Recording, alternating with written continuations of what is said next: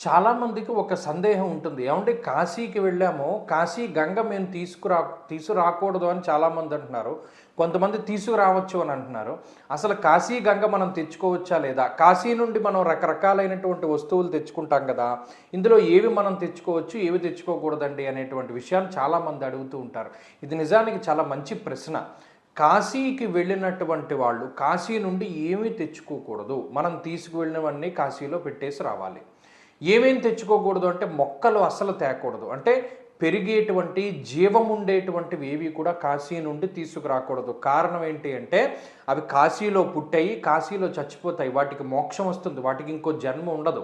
అందుకని ఎవరైతే ఈ మొక్కలన్నింటినీ కూడా పట్టుకొస్తాడో వాడి మోక్షాన్ని వాడు అడ్డుకున్నట్టు కదా. అందుకని కాశీలో ఉండేటువంటి మొక్కలను కానీ జంతువులను కానీ జీవం ఉండేటువంటి వేటిని కూడా తీసుకురాకూడదు. అందులో భాగంగానే కాశీ గంగ కూడా ఇంటికి తెచ్చుకోకూడదు.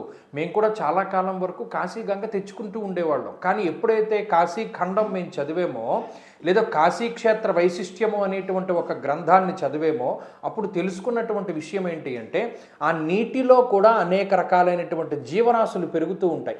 కాశీ గంగ అంటే కాశీ గంగే, కాశీలో ఉండడానికే ఆవిడ ఉన్నది, తప్పితే కాశీ నుండి తీసుకొచ్చి ఇంకో చోట ఉండడానికి కాదు. మరి గంగను తెచ్చుకోవడానికి ఇంకొక అవకాశం ఏంటి అంటే మీరు ప్రయాగ్రాజ్ వెళ్ళండి, అక్కడ త్రివేణి సంగమం ఉంటుంది.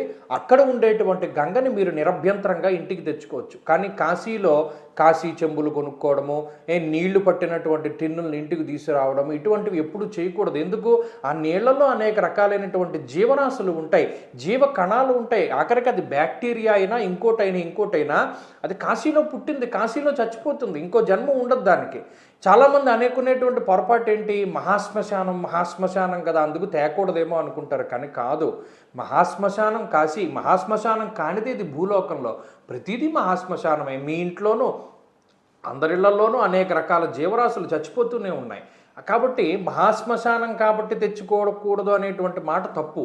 ఎందుకు తెచ్చుకోకూడదు అంటే వాటి యొక్క మోక్షాన్ని మీరు తీసేస్తున్నట్టు లెక్క. వాటిలో వైరస్ ఉన్నా, లేకపోతే ఇంకో చేపలున్నా, లేకపోతే ఇంకో జీవజాతులు ఏ ఉన్నా ఆ గంగని మనం తీసుకొస్తే వాటన్నిటిని మన ఇంటికి తీసుకొచ్చేసాం, వాటి మోక్షాన్ని మనం పాడు చేసేసాం.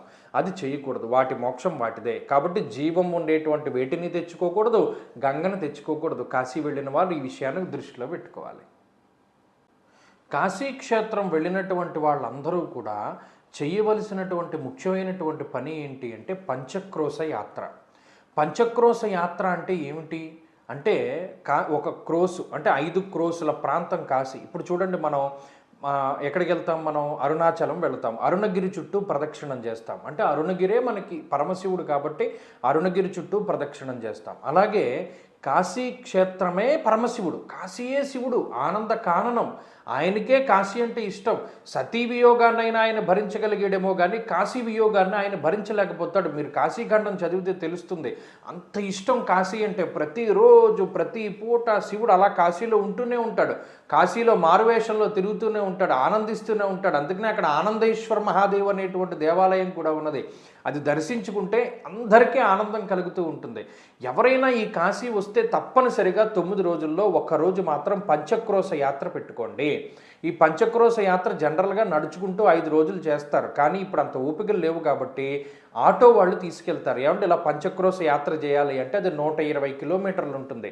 కాశీలో అష్టభైరవుల దర్శనం చేసుకునేటప్పుడు మీకు అన్ని భైరవుల్ని చూపిస్తారు కానీ ఉన్మత్త భైరవుని దర్శనం చూపించరు. ఉన్మత్త భైరవుడు 26 కిలోమీటర్ల దూరంలో ఉంటాడు కాశీలో మీరు ఎక్కడైనా ఉన్న చోటు నుండి.